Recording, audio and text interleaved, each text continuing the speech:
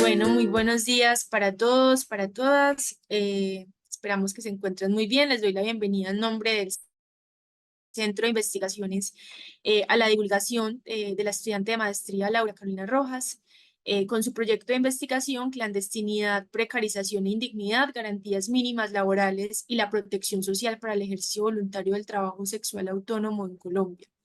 Entonces, en primera instancia, pues felicitar a Laura y también pues a su asesora por este trabajo tan juicioso que ya ha tenido también como la oportunidad de conocer en otros espacios que ya ustedes pues van a escuchar como de primera mano. Felicitarla, la tesis fue, pues recibió mención meritoria, entonces bueno, felicitar de entrada a Laura por ese trabajo tan importante, además pues con una pertinencia social yo creo que indiscutible, o sea, además creo que es un trabajo que también sienta como un precedente en el país y la importancia pues de seguir investigando y aportando elementos también como para esas reivindicaciones prácticas en términos de las y los trabajadores sexuales. Entonces, bueno, sin más preámbulos, doy la palabra a Laura, les recuerdo un poquito la dinámica del espacio y la idea es que Laura nos presente pues como los principales componentes teóricos, metodológicos y resultados del proyecto, más o menos en un espacio de 25 o 30 minutos. Y ya posteriormente tendríamos unos 15 minutos para preguntas y comentarios del público. Estas divulgaciones quedan grabadas, alojadas como en el espacio que tiene el Centro de Investigaciones en el canal de YouTube de la facultad y les contamos pues que hasta el momento han tenido muy buena recepción, ¿cierto? Las personas pues tienen más dificultad como de asistir al encuentro sincrónico, pero luego lo visitan los videos, entonces, y tienen muy buena acogida, entonces también para que posteriormente le hagamos difusión al proyecto de investigación de Laura. Entonces, bueno, Laura, te cedo la palabra. Primero que todo, muchísimas gracias a la profe Jessica, a mi asesora de tesis, la profe Daniela, y al Centro pues, de Investigaciones por haberme acompañado estos 2 años de la maestría. Bueno, sin más preámbulos, puedo empezar a compartir pantalla para proyectar la presentación. Ahí está bien, ¿cierto? Sí, súper. Me dicen si la ven, por favor. Sí, ya te estamos viendo la presentación. Bueno, entonces, como estaba introduciendo la profe Jessica, mi trabajo de maestría se llama Clandestinidad, Precarización e Indignidad, Garantías Mínimas Laborales y la Protección Social para el Ejercicio Voluntario del Trabajo Sexual en Colombia. Entonces, la introducción al problema es, uno, en Colombia el trabajo sexual, si bien no está prohibido, tampoco está regulado. Existe regulación en cuanto a riesgos laborales para quienes ejercen de forma autónoma, pero no existe pronunciamiento frente a los trabajadores autónomos, ¿cierto? Ni mucho menos una vinculación al sistema de seguridad social integral. A su vez, la regulación existente va más asociada a la regulación de los usos del suelo que a la actividad tal como actividad laboral.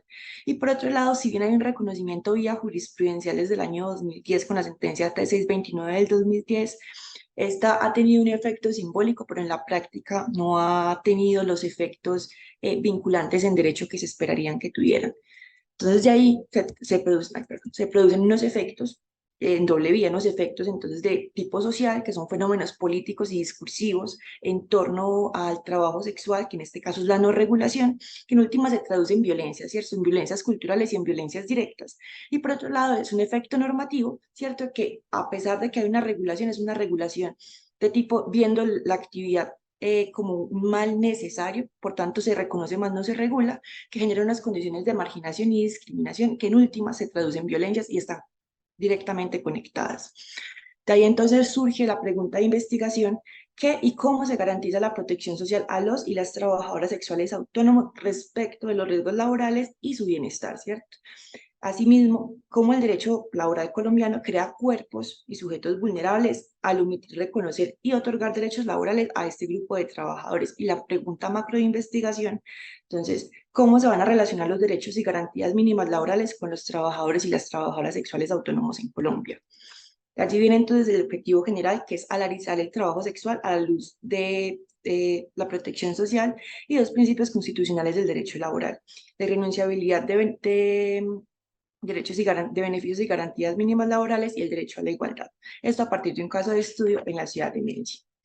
De allí entonces se desarrollan tres objetivos específicos, que es el rastreo normativo y jurisprudencial desde el año 2009 hasta el año 2021 que finaliza la investigación, identificar cuáles son esos motivos de inserción al trabajo sexual y cuáles son esas condiciones de trabajo que tienen que afrontar este grupo de trabajadores y trabajadoras, y por último examinar, si es el caso, cómo es el acceso al Sistema General de Seguridad Social Integral, ¿cierto?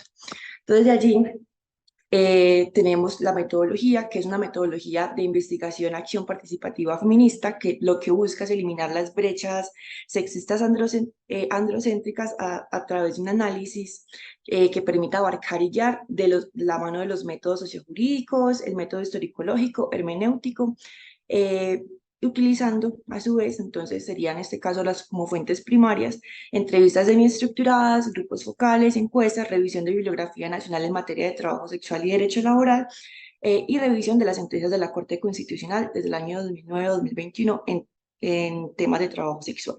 Y como fuentes secundarias es la revisión de la producción académica regional a partir de 5 temas: derecho laboral, protección social, trabajo sexual, género y trabajo decente.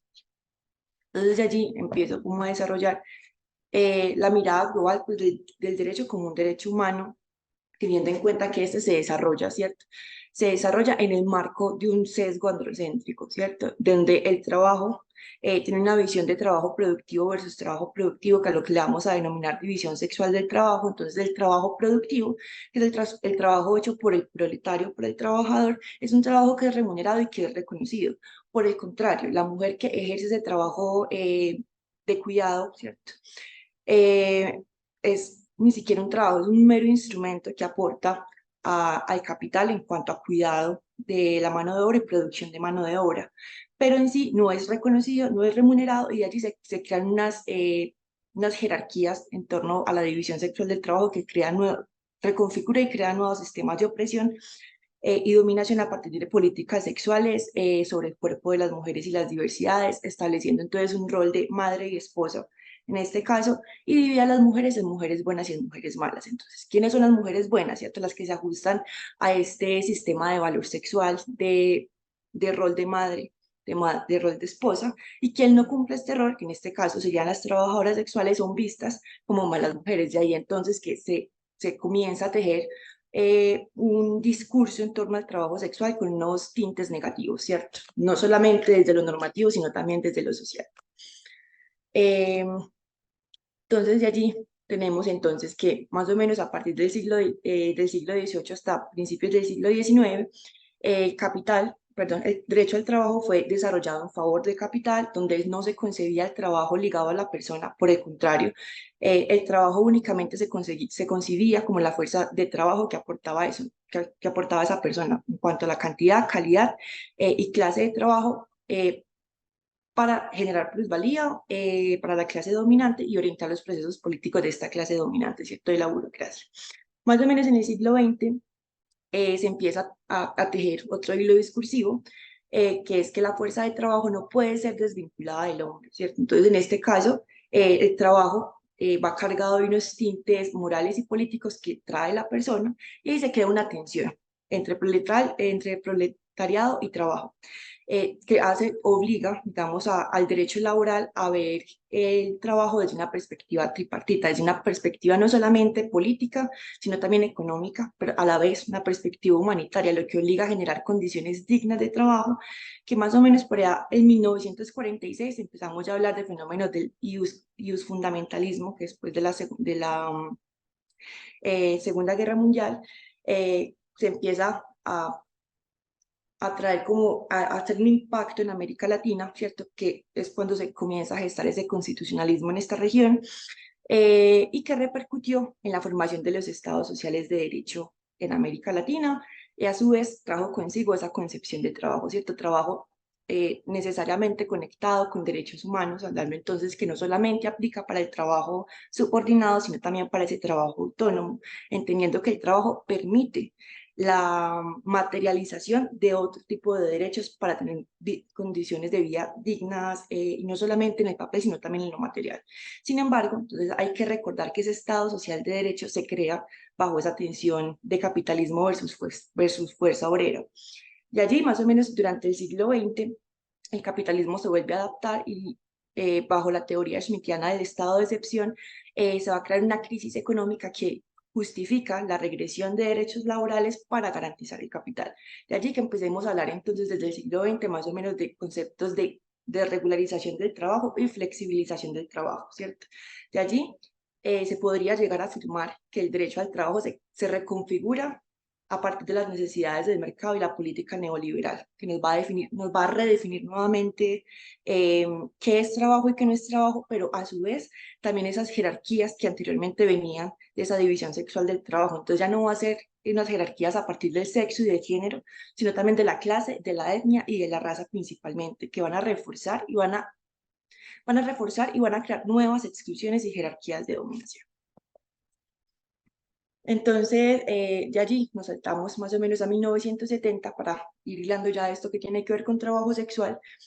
Durante la segunda ola del feminismo, estas consignas del movimiento feminista estaban en una pugna por el control de los cuerpos de las mujeres, ¿cierto? Pero esta pugna por ese control de los cuerpos de las mujeres se hacía a costa, ¿cierto? De las mujeres proletarias racializadas y además que se dejaban a las diversidades por fuera, pero es algo que no voy a tocar, alegando entonces así exponer unos escenarios de explotación naturalizada. Uno de ellos fue el trabajo sexual. Eh, Esto bajo la imposición de unas políticas de victimización y recuperación mediante estrategias de caridad, políticas de caridad que permitían en últimas obtener estatus social para quien ejercía estas políticas de caridad en últimas. Pero esto pues se salía un poco de los contextos de quienes eran mujeres de clase media baja, ¿cierto? Y además mujeres racializadas o que no contaban con las mismas condiciones sociopolíticas y económicas que las mujeres blancas de clase media alta, lo que hacía que se continuaban perpetuando esas condiciones de marginación y precarización que en últimas lo único que hacían era crear un estado mucho más hostil de vida que impedían que esas medidas que se alegaban de la, del control del cuerpo de las mujeres, pues impedían en últimas que tuvieran una subsistencia adecuada en el caso pues, de los y las trabajadoras sexuales, porque se dejaba de lado la justicia económica y condiciones materiales de vida dignas. Entonces esta bandera contra el trabajo sexual en últimas reafirmaba unos roles de género e imponía el sexo como parte de esa esfera privada de la vida, volviendo otra vez a la discusión sobre lo que es trabajo reproductivo. Entonces de ahí se desconoce principalmente que el trabajo sexual es en últimas un medio de producción para satisfacer necesidades básicas para materializar derechos. ¿Y esto qué es en últimas? La definición de derecho al trabajo. Entonces, se nos olvida que el trabajo en términos generales no tiene ni por qué ser satisfactorio, ni en últimas implica que va a realizarse sin condiciones mínimas de dignidad para quien lo ejerce. Entonces ya allí salen unos mitos del abolicionismo, de que es que si no hay compradores, si no hay prostitución, no hay compradores. Uno, ignora las motivaciones de ingreso. Segundo, exime las responsabilidades del Estado por las cuales las personas que ingresan a ejercer no trabajo sexual, sino sexo por supervivencia, que no es trabajo sexual, están allí, ¿cierto? Ignora que hay unos sistemas de opresión alrededor del trabajo sexual y a su vez ignora la capacidad de agencia por quien decide estar de manera voluntaria ejerciendo el trabajo sexual. Esto en últimas crea los espacios de trabajos hostiles y precarios que favorecen la clandestinidad y favorecen escenarios de explotación laboral y a la par escenarios de explotación sexual y trata, que ya estamos hablando de delitos, porque es que donde no hay regulación hay explotación, ¿cierto? Y en últimas coloca a quien ejerce el trabajo sexual de forma voluntaria en una condición de vulnerabilidad en donde no puede negarse a hacerlo en sus propias condiciones, ni condiciones dignas, ¿cierto? Ni seguras. De allí entonces tenemos eh, que, el segundo mito, que la prostitución pone los cuerpos de las mujeres a disposición de los hombres. Uno, responsabiliza completa y totalmente al trabajo sexual de los efectos del patriarcado como si fuera el único culpable de este, justifica las condiciones de precariedad y clandestinidad como castigo y además enfoca en una política de revictimización que nuevamente ignora la capacidad de agencia de las personas y viola de forma directa el derecho a la igualdad y el derecho a la libertad. Entonces, para hablar de trabajo sexual tendríamos que primero resignificar lo que concebimos como trabajo sexual. Como segundo, habría que dejar a un lado esa patologización. Tercero, comprender esos motivos de inserción e indicar las responsabilidades que le corresponden al Estado por quienes no están ejerciendo en este momento de forma voluntaria, para así garantizar el derecho a la igualdad y el derecho al trabajo para quienes sí lo están haciendo de forma voluntaria, ¿cierto?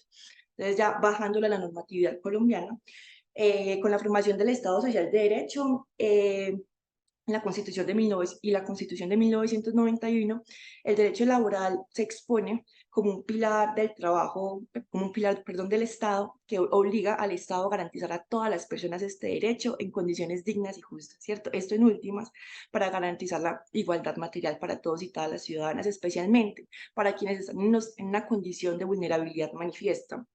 Encontramos en el artículo 3 y el artículo 46, donde nos habla de sujetos de Estado, sujetos de especial protección constitucional, que se encuentran allí por un estado de vulnerabilidad manifiesta, que es el argumento que utiliza la Corte Constitucional a partir de la sentencia T629 de 2010 para reconocer el trabajo sexual, y posteriormente en el 2017 para reconocer el trabajo sexual autónomo por cuenta propia.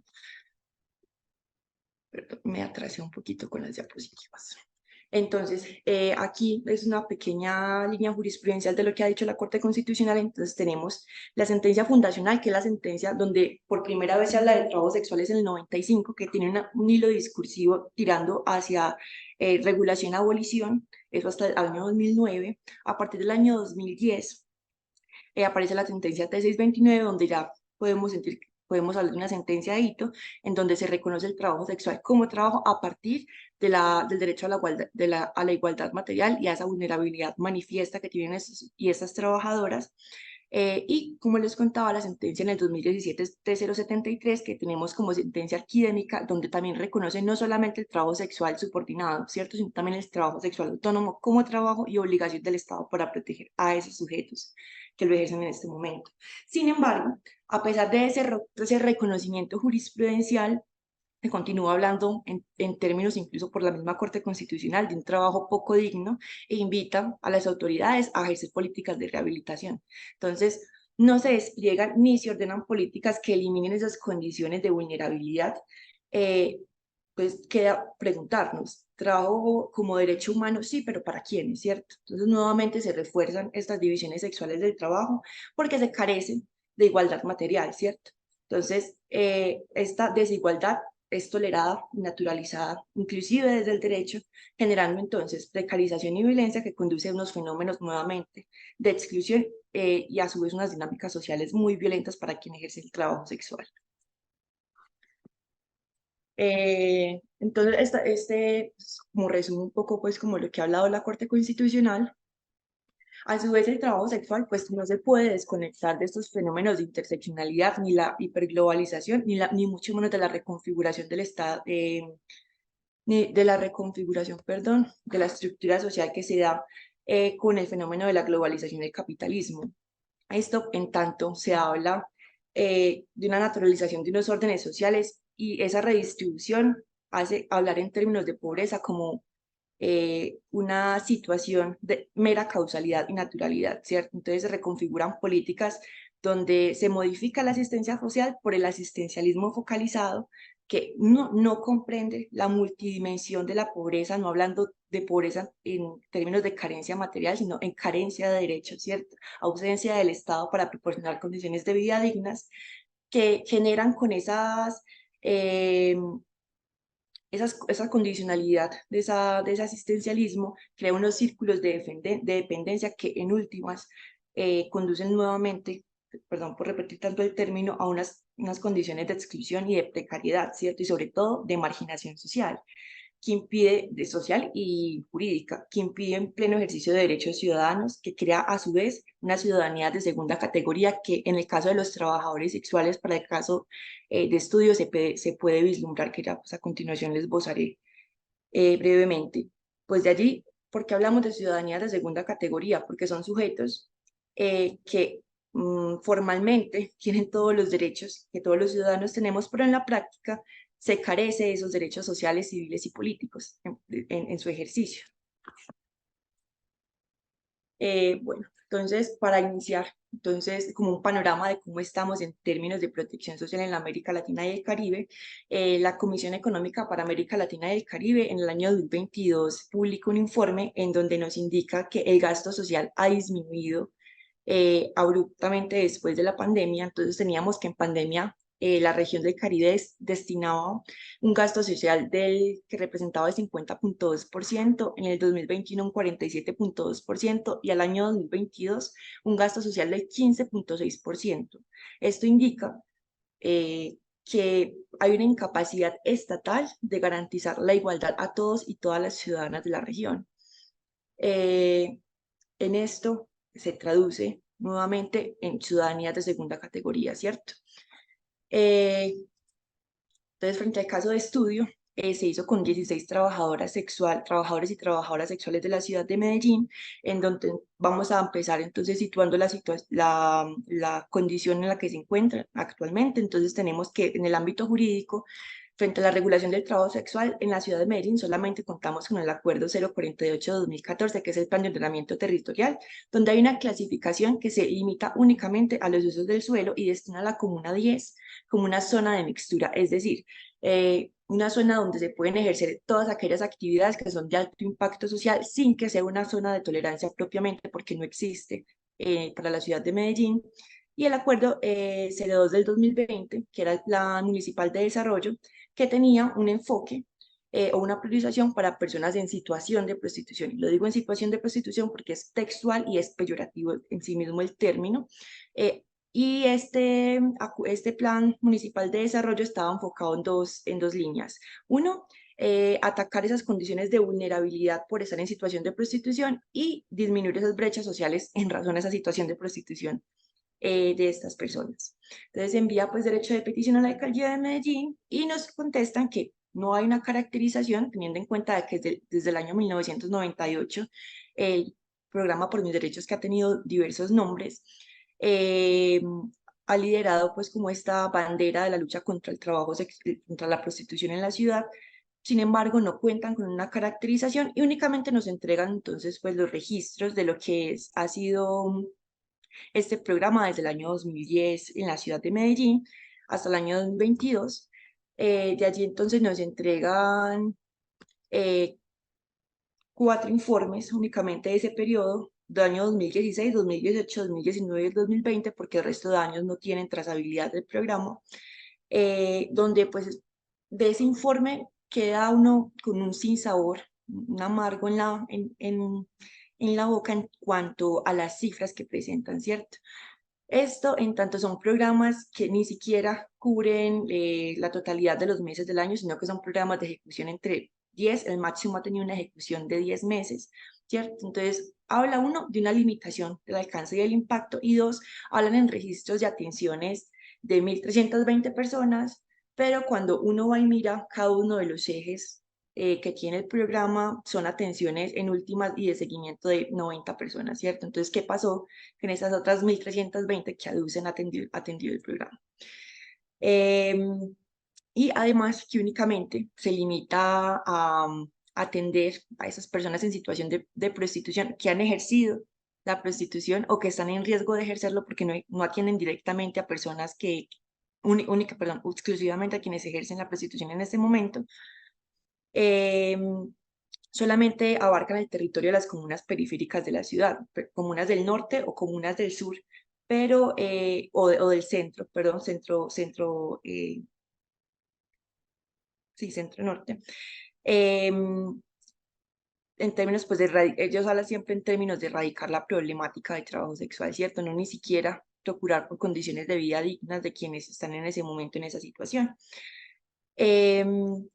Entonces, queda como un malestar, y allí entonces se comienza a indagar un poco más y encuentro que la Corporación Putamente Poderosas en el año 2021 hace una especie de caracterización, ¿cierto? En la zona de la Comuna 10 del trabajo de la ciudad de Medellín, por la zona de la Veracruz, y hablan solamente de esa zona de la Veracruz de aproximadamente 750 trabajadoras y trabajadores sexuales. Entonces, de allí uno cuestiona las cifras proporcionadas por la alcaldía de Medellín en cuanto a las atenciones que han tenido. Eso aunado al aumento poblacional de la ciudad, ¿cierto? Para el año más o menos, esto fue en los 70 más o menos, si no me equivoco, en la ciudad de Bogotá existe el único, me fue la palabra, perdón. La única caracterización que existe a nivel nacional de trabajadoras sexuales se dio en la Cámara de Comercio de Bogotá y hablaban de que para ese momento en la ciudad habrían una de cada 10 personas que habitaban eran trabajadores y trabajadoras sexuales. Teniendo en cuenta ese único censo nacional que existe, se hace más o menos el cálculo de lo que ha sido el crecimiento de la ciudad de Medellín para el año 2021 y hablaríamos entonces que solamente en la ciudad de Medellín habrían 283.387 trabajadores y trabajadoras sexuales en la ciudad, ¿cierto? Entonces, ¿dónde están en cuanto al impacto de las políticas públicas que se dan o que se despliegan por parte de la alcaldía de Medellín? ¿Qué está pasando con ese número de personas, ¿cierto? ¿Dónde las están atendiendo? Eso contando pues únicamente de trabajadores sexuales en modalidad de calle, porque faltaría hablar entonces de del otro tipo de modalidades. Bueno, esto es un poco de las cifras que nos da la alcaldía de Medellín. Entonces hablan en el 2016 que un 87% de las personas atendidas fueron mujeres de entre los 19 y 69 años de edad. En el año 2018 hablan únicamente de una atención a 98 personas, donde solamente 12 personas de las 98 ejercen o han ejercido el trabajo sexual. Y en el año 2019 impactaron a 1.320 personas, donde el 90% eran mujeres, ¿cierto?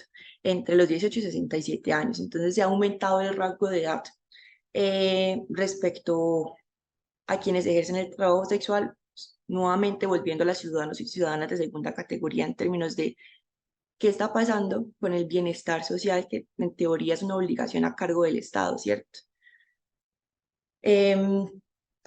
Entonces, de allí tenemos que de ese 98% perdón, 69% que impacta el programa por mis derechos de las personas en la ciudad de Medellín, que sería el cálculo que nos proporciona la alcaldía, solamente el 19% del número de personas de los informes entregados están como cotizantes dentro del régimen contributivo, ¿cierto? O dentro del régimen subsidiado en salud. ¿Qué pasa entonces con el resto de personas que hacen parte de ese programa, ¿cierto? Y las que no están también dentro? Si ocurre un accidente dentro de su lugar de trabajo o yendo a su lugar de trabajo, ¿qué pasa con la incapacidad de esa persona, ¿cierto? ¿Quién garantiza la atención en salud? ¿Hasta qué edad deben trabajar los y las trabajadoras sexuales y bajo qué condiciones, teniendo en cuenta que hay registros de personas de más de 60 años laborando como trabajadores sexuales en la ciudad, ¿cierto? Entonces, de ese interrogante, de las 16 trabajadores y trabajadoras sexuales dentro de la ciudad, tenemos que de las 16, el 68.75% no tiene ningún tipo de afiliación al sistema, el 18.7% está afiliado al régimen subsidiado y solamente el 24% está en el régimen contributivo, haciendo hincapié en que una de esas personas ejerce otra actividad laboral diferente al trabajo sexual, por tanto sí está formalizada, pero porque está ejerciendo otra actividad laboral diferente al trabajo sexual, y la segunda está como beneficiaria de otra persona. Frente a los ingresos mínimos, entonces tenemos que más del 60% nos indica que tienen ingresos entre cero y un salario mínimo, ¿cierto?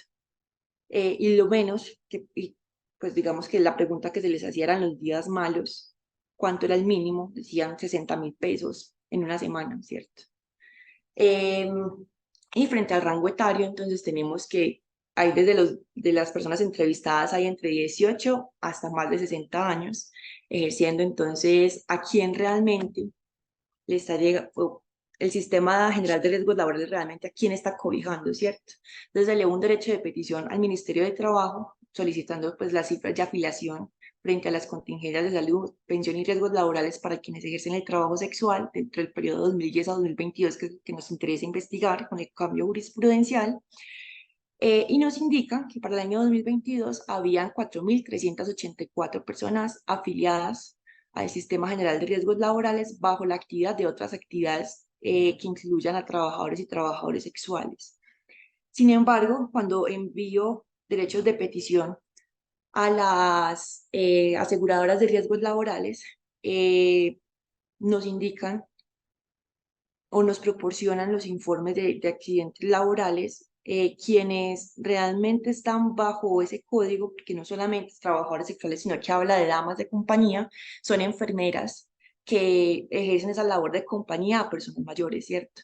Entonces, frente a la calidad y la veracidad de la información, queda en duda, ¿cierto? Cómo se está clasificando y cómo está dentro del sistema de riesgo laboral proporcionando pues, información veraz frente a la condición de trabajadores y trabajadoras sexuales, máxime frente a esta situación, ¿cierto? Porque pues si estamos hablando de trabajo sexual, ¿cómo me vas a proporcionar informes de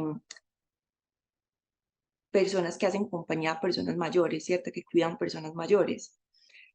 Bueno, de la información que nos proporcionan entonces, la mayor afiliación de personas que están ejerciendo el trabajo sexual en este momento, en el año 2022, se concentra principalmente en la región de Bolívar. De las aseguradoras de riesgos laborales que nos proporciona el Ministerio de Salud, perdón, Ministerio del Trabajo, perdón, la que mayor presenta reportes por enfermedades laborales sucedidas en razón de la ocupación es la aseguradora Positivo y la segunda es MAPRE, del resto no hay ningún otro eh, reporte. De hecho, para el año 2022 solamente se dieron 4 reportes y todos fueron de la aseguradora de riesgos laborales Positivo. Pero cuando entonces nos vamos nuevamente al caso de estudio, se le preguntan a los y las colaboradoras cuáles han sido esos riesgos laborales que o han vivido o identifican de su labor. Nos indican, uno, acceso carnal violento, acceso carnal abusivo, lesiones personales, tentativa de homicidio, violencia verbal, cuando son puestas o puestas en condiciones de inferioridad o en condición de indefensión y hurto. Principalmente se dan por clientes, policías, transeúntes y otros trabajadores sexuales, lo que identifico como los actores en torno al trabajo sexual, ¿cierto? ¿Esto en qué se traduce? Que la solución no es la criminalización ni la patologización, que es la política que actualmente se lidera por parte de la alcaldía de Medellín. Uno, porque se omite que los derechos humanos son una obligación del Estado y además que es una obligación colectiva, ¿cierto? Como segundo, no reconoce ni aborda esas condiciones de marginación y discriminación que se dan en últimas, no solamente sociales, sino también jurídicas, y como segundo, como tercero, perdón, no asegura la autonomía de las personas y mucho menos reconoce la capacidad de agencia. Entonces, ¿qué habría que hacer para culminar, para eliminar estas formas de criminalización y de explotación laboral que se vislumbran actualmente frente al caso de estudio? Uno, pues habría que eliminar estos sistemas de opresión que se dan en torno al trabajo sexual. Habría que abordar también la violación del derecho fundamental a la igualdad y a la libertad y a su vez esas condiciones de exclusión y marginación jurídicas, jurídico-sociales, ¿cierto? Para poder hablar de un trabajo en condiciones dignas. A continuación pues les comparto un poco de los testimonios que me relataban algunos de las colaboradoras. A mí me violaron trabajando hace 2 meses, vino la policía y me llevaron a urgencias. Allá me hicieron esa cuestión del lavado, me hicieron lo que tenían que hacer, pero nada más.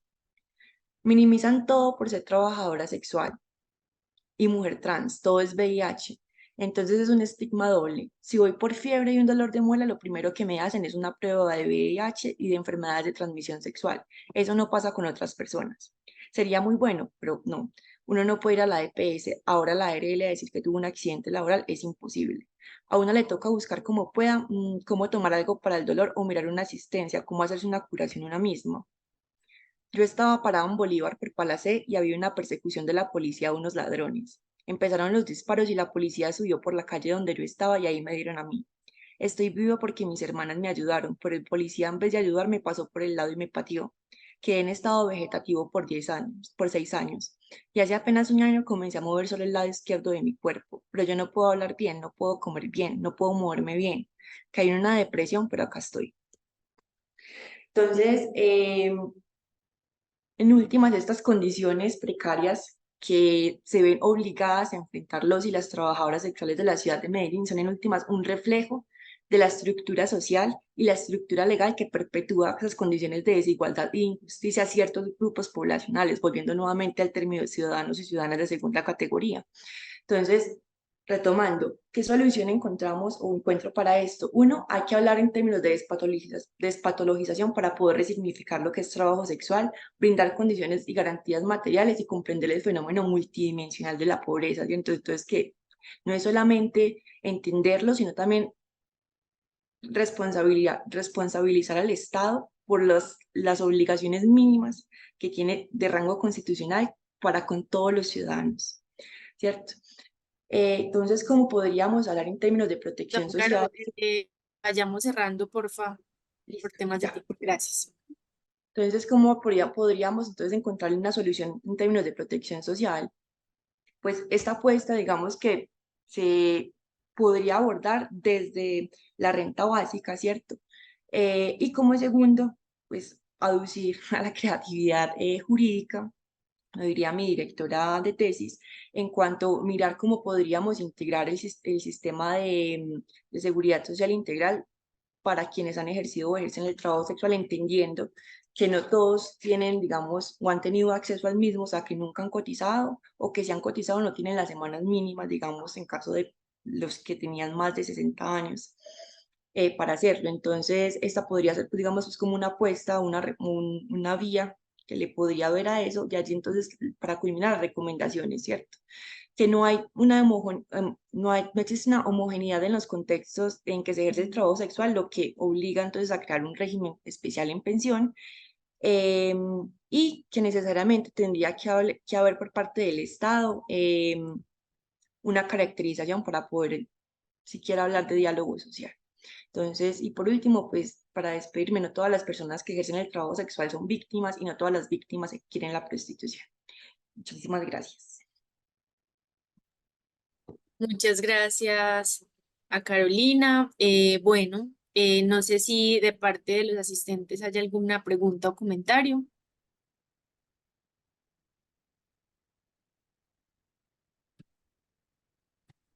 ¿Alguien levantó la mano? No sé, estoy viendo acá.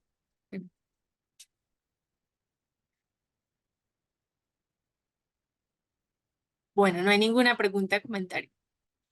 Bueno, Caro, yo sí tenía como una pregunta, pues de algo que me quedó como resonando de tu intervención, sobre todo como en la parte cuando empezaste con el marco teórico que me llamó la atención, ¿cierto? Más a modo de pregunta de qué tan críticamente pensaste ese concepto de trabajo, porque tú comenzabas diciendo que el trabajo no necesariamente tiene que ser placentero o tiene que haber una suerte de realización en el trabajo. De hecho, la mayoría de trabajos en el capitalismo son trabajos donde uno experimenta desrealización, displacer, ¿cierto? Todo lo contrario, pues como al propio reconocimiento en el trabajo, y eso está también en Marx, pues que yo sé que tú lo revisaste, ¿cierto? El concepto de trabajo enajenado. Pero entonces decías que tú ya lo, o sea, es decir, así aparece el trabajo en la forma capitalista, ¿cierto? Pero tú ya lo dabas por sentado, como no, el trabajo no es placentero ni tiene que serlo, ¿cierto? Entonces eso me quedó como resonando un poco, digamos, como en una perspectiva como de anhelo de liberación, de emancipación. Uno diría, de hecho, tendríamos que propugnar no por reconciliarnos con esa idea de que el trabajo es displacer, el trabajo es desrealización, sino que justamente la idea de construir una sociedad distinta tendría que implicar recuperar esa noción de realización y de placer, de que uno se reconozca en su propio trabajo, más que simplemente legitimarla y decir ya eso es lo propio del trabajo. Lo propio del trabajo es que nos duela, es que no nos guste, es que no, eso es lo propio del trabajo en el, digamos, en el modo de producción capitalista e incluso en estadios anteriores. Así ha sido hasta ahora en la historia, pero podría pensarse una forma de trabajo distinto. Entonces, bueno, quería preguntarte eso, si como desde tu punto de partida es así como lo exponías ahorita, el trabajo es siempre desrealización, sufrimiento, es doloroso y va a seguirlo siendo, y por eso igual la prostitución podemos reconocerla como el trabajo, porque no sería distinto a la desrealización que se experimenta en otros trabajos en el capitalismo, o, o tienes un concepto crítico de trabajo que implicaría decir, habría que pensar no solo en el resto de trabajos en el capitalismo, sino también, en tu caso, reconociendo la prostitución como un trabajo, propugnar porque sea un trabajo, digamos, cada vez más placentero, menos desrealizador en términos como de las potencialidades humanas. No, no, profe, no. En esa vía, entonces, inclusive lo hablaba con mi directora de tesis, digamos que en un principio se planteaba así, por tanto, la desconfiguración de las clases, ¿cierto? Entonces hablábamos de una clase social, de un precariado, ¿cierto? En donde nos estamos moviendo en, uno, trabajos pues que son flotantes, que son precarios y que además muchas veces no coinciden, digamos, con las expectativas de realización profesional de las personas que lo ejercen. Sin embargo, hablábamos de qué bacano, ¿cierto? Que pudiéramos pensarnos otra perspectiva del trabajo, por ejemplo, hablar de trabajo en términos de lo que uno quisiera hacer, ¿cierto? Entonces, que el ocio pudiera hablarse, digamos, como en términos de trabajo, ¿cierto? Que fuera placentero. Pero digamos que se abordó desde esta perspectiva hablando desde los mitos del abolicionismo, ¿cierto? Que es que hablaban que es que el trabajo sexual no era trabajo, en tanto era la mercantilización de la mujer, ¿cierto? En cuanto, perdón, se me fue la paloma. En cuanto que si no hay prostitución no hay compradores, ¿cierto? Entonces, ese es el argumento de ellos para no reconocerlo como trabajo. Entonces, digamos que se abordó en esta perspectiva como para eh, debatir con esta versión del abolicionismo. Pues que venga, sí, entendemos que son condiciones de vida un poco hostiles en cuanto a quienes no ejercen el trabajo sexual, sino sexo por supervivencia, pero para quienes ejercen el trabajo sexual, en últimas, su cuerpo es el medio de producción, ¿cierto? Entonces, digamos que se aborda desde este lado para hacer como ese debate o esa contestación a los mitos del abolicionismo, pero por el contrario, digamos que pugnamos por, digamos, en algún momento poder hablar de trabajo, pues en términos de ocio, que fuese placentero. Bueno, muchas gracias. Caro, nuevamente felicitarte por ese excelente trabajo. Yo creo que incluso uno sabe que es una buena investigación cuando deja más preguntas que respuestas, ¿cierto? Más preguntas todavía abiertas por seguir explorando, sobre todo en esa última parte que nos comentabas de como de los caminos o las posibilidades, esa pregunta de qué hacer, ¿cierto? ¿Qué hacer con esta problemática? ¿Cómo garantizar pues condiciones más dignas a las mujeres, también a los hombres pues que ejercen este trabajo, ya sea pues como tú lo dices, por decisión propia, que puede ser una mínima porción de la población, o porque realmente, pues porque hay una necesidad, ¿cierto?, de ejercer la prostitución para garantizar unos mínimos de vida. Entonces, bueno, te agradezco mucho, muchas felicitaciones y bueno, no sé si alguien más, pregunta, si no, pues cerraríamos acá y ya posteriormente, pues Comunicaciones se encarga de subir la grabación al canal de YouTube. Bueno, entonces creo que cerraríamos por acá. Muchas gracias.